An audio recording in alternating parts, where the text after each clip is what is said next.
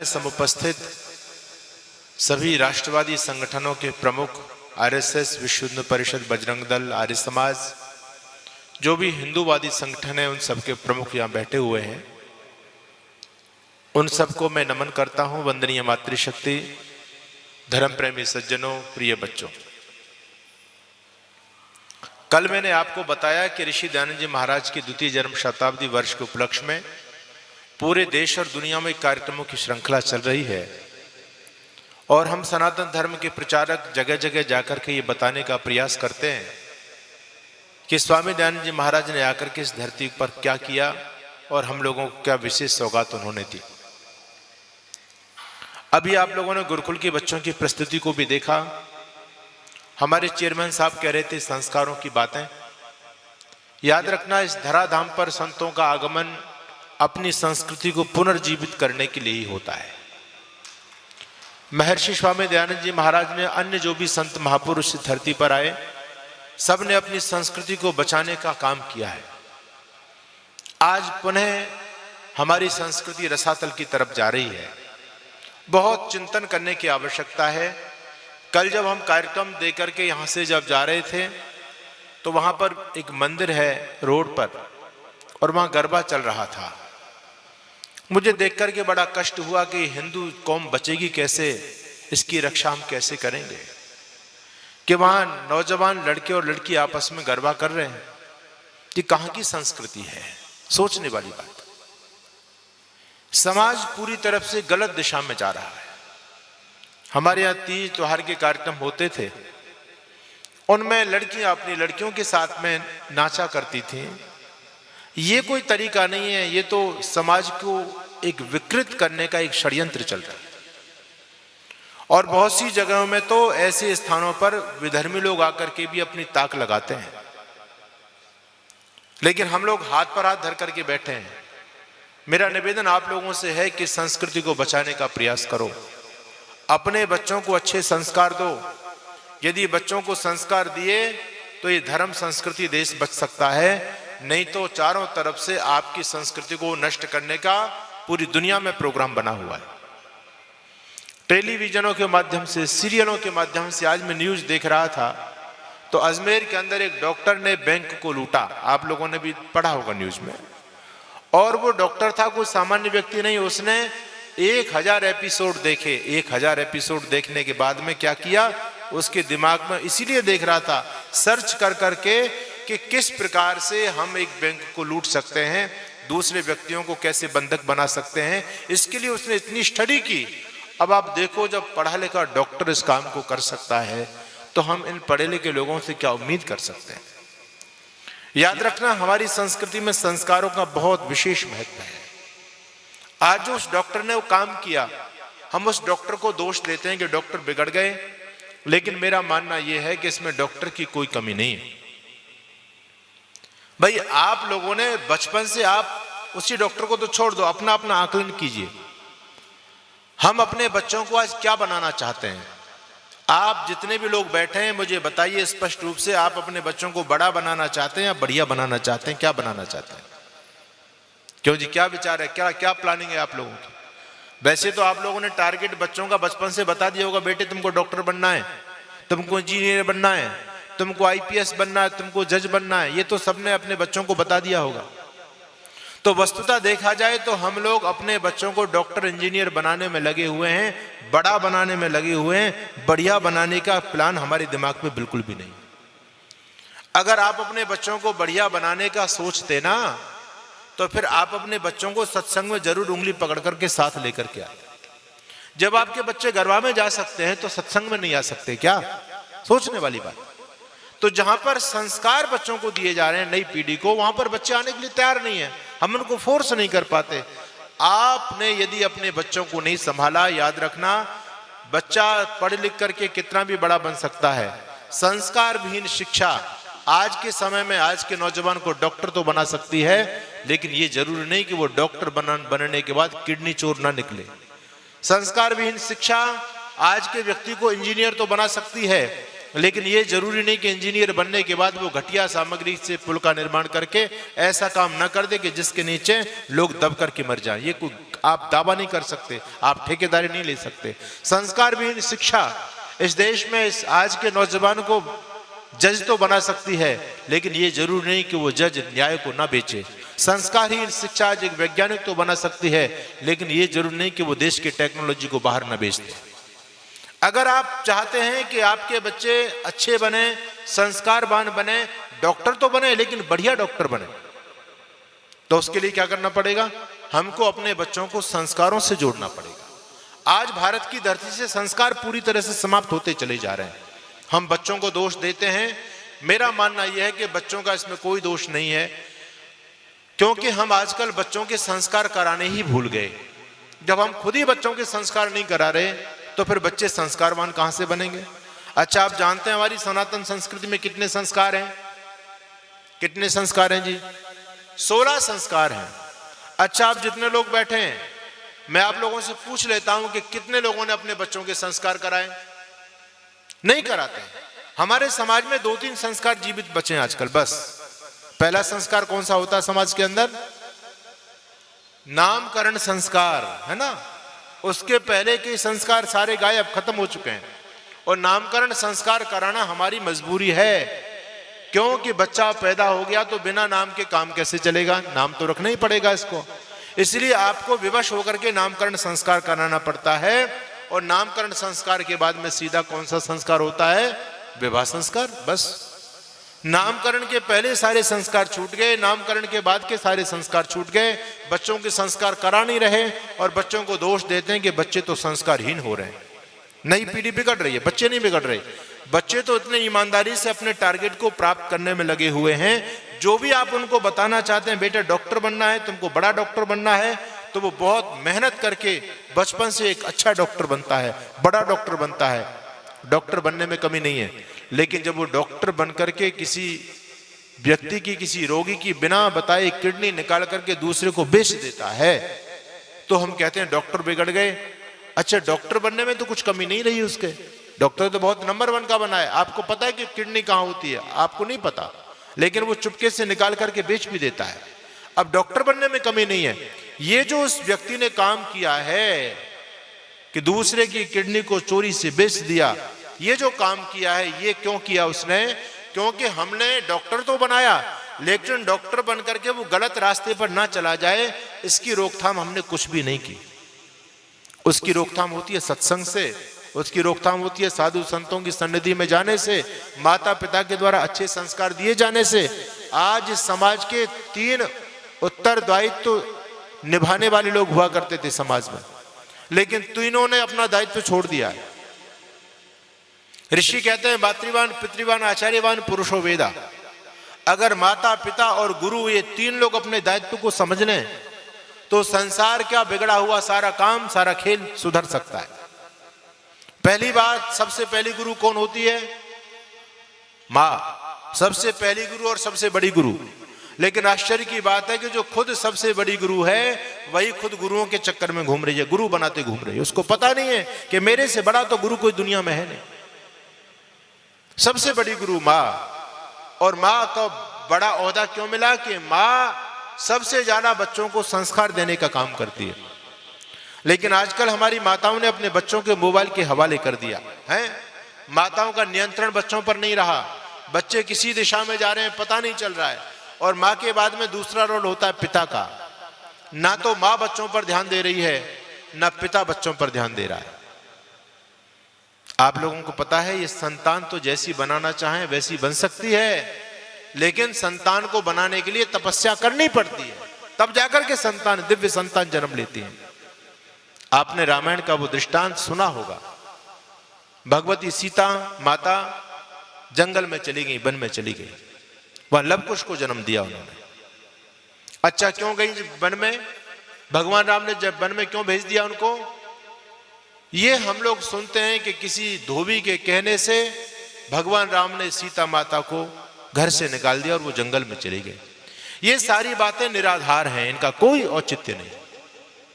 राम कोई सामान्य नहीं थे, राम वो विग्रहवान धर्म, राम धर्म की साक्षात मूर्ति है। और भगवती सीता कोई सामान्य महिला नहीं थी, वो बहुत बड़ी विदुषी थी। भगवान राम को माता सीता पर पूरा विश्वास था। ऐसा नहीं कि कोई अविश्वास उनके ऊपर किया हो, लेकिन बेकार की बातें समाज में चलती हैं। लेकिन मूल कारण क्या था, ये मैं आपको बताना चाहता हूं। मैं कहता हूं इस धरती पर राम फिर पैदा हो सकते हैं, लेकिन कौशल्या बनना पड़ता, सीता बनना पड़ता है। कृष्ण आ सकते हैं, लेकिन देवकी बनना पड़ता है। हम अपने जीवन में कुछ परिवर्तन करने के लिए तैयार ही नहीं। जिस ढर्रे पर समाज चल रहा बस चलने दे रहे हैं, कोई हमारे जीवन की कोई दिनचर्या नहीं, तो फिर बच्चे कहां से दिनचर्यावान बनेंगे। और बच्चा जैसा कर रहा है हम कभी उस बच्चे को रोकना भी नहीं चाहते। आज बिल्कुल समाज गलत दिशा में जा रहा है। मैं बता रहा था आपके बीच में, भगवान राम ने माता सीता जी को जंगल में भेजा। बहुत से लोग इस रहस्य को नहीं समझते, आरोप लगाते हैं भगवान राम पर, लेकिन राम कोई सामान्य नहीं है। वो दोनों अपनी मर्जी से, भगवान राम और सीता माता ने मिलकर के मंत्रणा की कि हम अपनी संतान को योग्य, संस्कारवान, तेजस्वी, दिव्य संतान कहां बना सकते हैं। राजमहल में कभी दिव्य संतान नहीं बन सकती। दिव्य संतान बनेगी तो जंगल में ऋषि मुनियों के आश्रमों में, और बहादुर संतान बनेगी तो वो जंगल में बनेगी। जब शेर चीतों के साथ में कुश्ती करेगी तो उसके जीवन के भय, अंदर से सारा भय निकल जाएगा। आपने भरत का नाम सुना है, जिनके नाम से देश का नाम भारत पड़ा। भरत जी की विशेषता थी क्या? अरे बचपन में भरत जी वो माता शकुंतला के पुत्र, जिनके नाम से देश का नाम भारत पड़ा था, कण्व ऋषि के आश्रम में रहते हैं। और कण्व ऋषि के आश्रम में माँ तो आश्रम में रहती है, वो बचपन में ही बच्चा जंगल में और हिंसक जंतुओं के साथ में खेलता है। और यहां तक आता है उनके जीवन में कि भरत जी शेरों को अपने बगल में कांख में दबा लिया करते थे, शेर के बच्चों को, और फिर उनके मुंह में हाथ डाल करके शेरों के दांत गिना करते थे। ये बहादुरी आती है। और आजकल के बच्चे हमारे घर में छपकली को देख करके कमरा छोड़ के भाग जाते हैं, है ना। कुत्तों को देख के हालत खराब हो जाती है, क्योंकि वो बहादुरी, वो संस्कार हम नहीं दे पा रहे बच्चों में। तो भगवान राम ने माता सीता को भेजा, लवकुश को जन्म दिया। और आप लोग जानते, जब अश्वमेध युद्ध हुआ, अश्वमेध यज्ञ हुआ, तो भगवान राम ने घोड़ा को छोड़ा। घोड़े के पीछे सेना भी जा रही है, और ये नियम होता था कि जिस जिस क्षेत्र से, जिस जिस सीमा से घोड़ा निकल जाएगा, या तो घोड़े को आप रोकिए, और यदि नहीं रोक सकते हैं तो वो राज्य जीता हुआ माना जाता था। घोड़ा जा रहा है, बच्चों को पता है कि अश्वमेध यज्ञ का घोड़ा है। अगर ये घोड़ा आश्रम की सीमा से निकल गया तो उसका मतलब हमारा आश्रम भी जीता हुआ मान लिया जाएगा। लेकिन हमारे रहते कोई हमारे आश्रम को जीत सकता है क्या?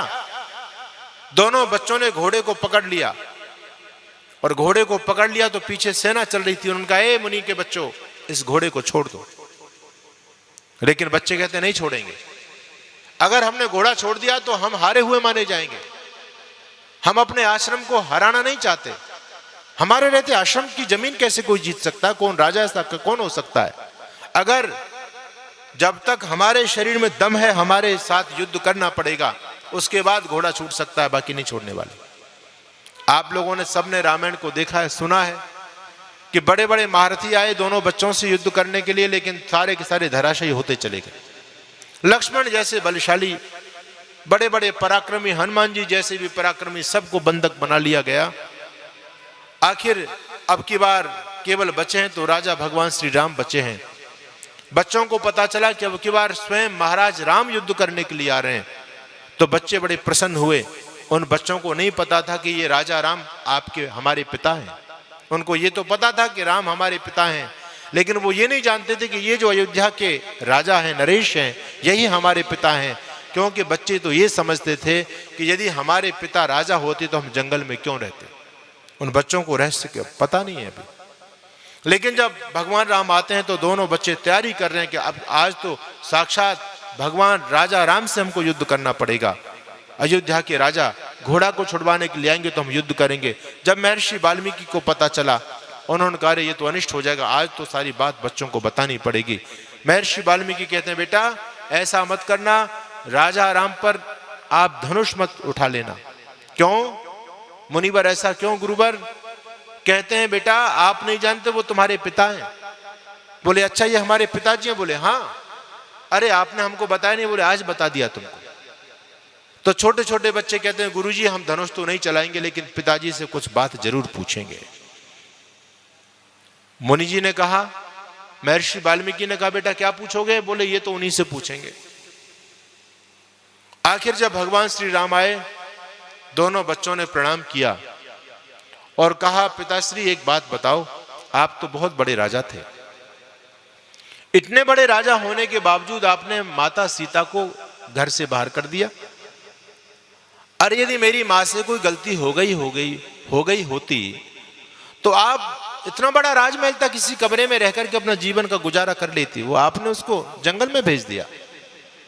जब भगवान राम ने ये बात अपने बेटों के मुख से सुनी तो भगवान राम ने कहा, बेटा ऐसा नहीं है, सीता से कोई गलती नहीं हो सकती, और मैंने और सीता ने दोनों की इच्छा से ही उन्होंने अपने जंगल के जीवन को स्वीकार किया, वन के जीवन को स्वीकार किया। बोले क्यों? इसलिए कि हम तुमको दिव्य बनाना चाहते थे, तेजस्वी बनाना चाहते थे, बहादुर बनाना चाहते थे। अगर तुम राजमहल के अंदर तुम्हारा लालन पालन होता तो फिर तुम इतने तेजस्वी नहीं बन सकते थे कि तुम बड़े बड़े धनुर्धरों को बांध देते। ये तो ऋषि मुनियों की विद्या तुमको प्राप्त हो गई है, तुमने तपस्या की है जंगल में रह करके, राजशाही ठाट भोग विलास को तुमने ठोकर मार दिया, तुम इतने बलिष्ठ और तपस्वी बन गए हो कि तुम्हारे पास में दिव्य क्षमताएं तुम्हारे जीवन में आ गई हैं। मैं निवेदन आपके बीच में कहना चाहता हूं कि संतान का निर्माण किया जाता है, अपने आप नहीं होता। हम लोगों ने भगवान भरोसे छोड़ दिया। आज बच्चा कितने बजे जग रहा है सुबह हमें कोई मतलब नहीं है, रात को बच्चा कितने बजे सो रहा है हमको कोई मतलब नहीं है, बच्चा कहां पर जा रहा है हमको कोई मतलब नहीं है, बच्चे अपने मोबाइल में क्या देख रहे हैं हमको कोई मतलब नहीं है। अरे हम किस दिशा में जा रहे हैं आपको पता नहीं है। आज समाज का ढांचा इतना बिगड़ चुका है, आने वाले समय में नहीं वर्तमान समय में भी आपकी बहन बेटियों को टारगेट करने का षड्यंत्र चल रहा है। विधर्मी लोगों का जानबूझ करके अनेक प्रकार के जिहाद मचाए जा रहे हैं, धरती पर चल रहे हैं, और उनका उद्देश्य है कि किस प्रकार से हिंदुओं की लड़कियों को टारगेट किया जाए। अभी मैं कानपुर में गया, कानपुर के हुक्का बार में 15 हिंदुओं की लड़की 15 मुसलमान लड़कों के साथ में पकड़ी गई। शर्म की बात है, हम सोच नहीं सकते। सत्संग में लाने की हमारी वो नहीं है, बोले कुछ नहीं है, वो कहीं भी जा रही है, हमें क्या मतलब है। और जब ऐसा कोई दुर्घटना घटित हो जाती है तो पुलिस के आगे पीछे चक्कर लगाते हैं, कहते हैं महाराज इज्जत बचाओ, हमारी इज्जत बताओ, कुछ भी ले दे करके मामले को रफा दफा करो। ये स्थिति ना हो हमारी, इसके लिए सबसे बेहतर उपाय ये है कि आप अपने बच्चों को समय दीजिए, थोड़ा सा उनको निरंकुश मत करो, उन पर थोड़ा अंकुश लगाइए।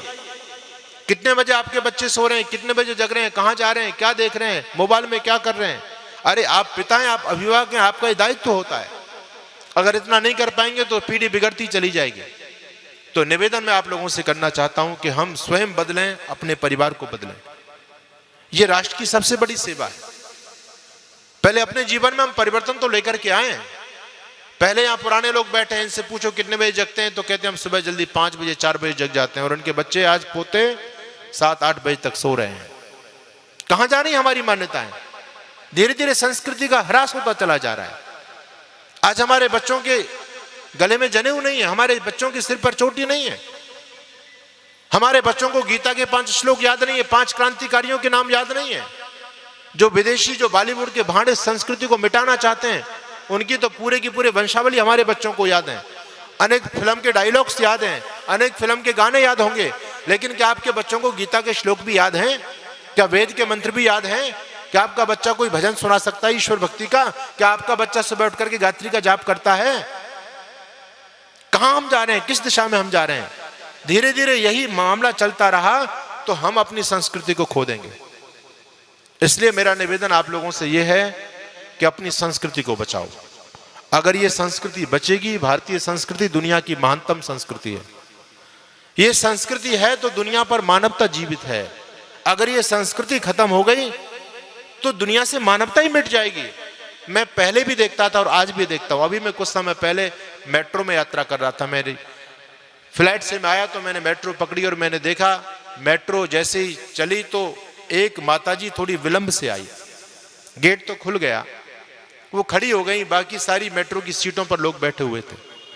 पहले एक परंपरा होती थी, बस में, मेट्रो में, ट्रेन में कोई बुजुर्ग व्यक्ति या कोई माँ, कोई बहन खड़ी होती थी तो सामने वाला व्यक्ति सीट छोड़ दिया करता था, बोले आप आकर के बैठिए। मैं देख रहा था वो खड़ी थी, किसी ने सीट नहीं छोड़ी और जैसे ही मेट्रो चली एकदम झटका लगा और वो गिर गई।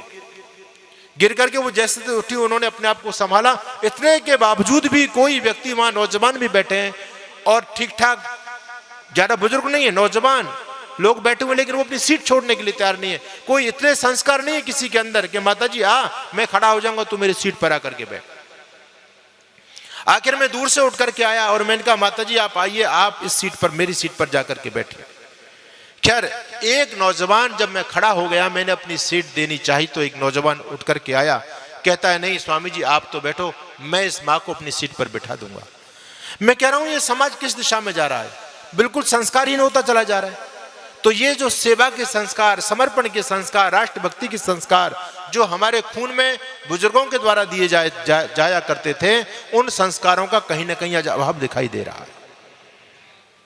एक व्यक्ति ने पूछा कि यदि दुनिया के नक्शे से अमेरिका को मिटा दिया जाए तो क्या होगा? तो कहते हैं दुनिया के नक्शे से यदि अमेरिका मिट जाएगी तो दुनिया से दादागिरी समाप्त हो जाएगी। उस विचारक ने फिर पूछा दुनिया के नक्शे से चीन को मिटा दिया जाए तो क्या होगा? कहते हैं दुनिया के नक्शे से चीन मिट गया तो दुनिया से धोखेबाजी, मक्कारी समाप्त हो जाएगी। उसने पूछा दुनिया के नक्शे से पाकिस्तान मिटा दें तो क्या होगा? वो कहता दुनिया के नक्शे से पाकिस्तान मिट गया तो दुनिया से आतंकवाद समाप्त हो जाएगा। उस व्यक्ति ने फिर पूछा कि दुनिया के नक्शे से यदि भारत को मिटा दिया जाए तो क्या होगा? वो व्यक्ति कहता दुनिया के नक्शे से भारत मिट गया तो दुनिया से मानवता ही समाप्त हो जाएगी। भारत नाम है संस्कारों का, भारत नाम है संस्कृति का। यदि आज हमारी संस्कृति समाप्त हो रही है तो सोचो कि आने वाले समय में कितना भयंकर समय हमको देखना पड़ेगा। इसके लिए हम प्रयास कुछ नहीं कर रहे। इसलिए आवश्यकता है कि हम अपने बच्चों में डॉक्टर बनाने से पहले उनको इंसान बनाएं, इंजीनियर बनाने से पहले उनके अंदर दैवीय गुणों का उत्सर्जन करें।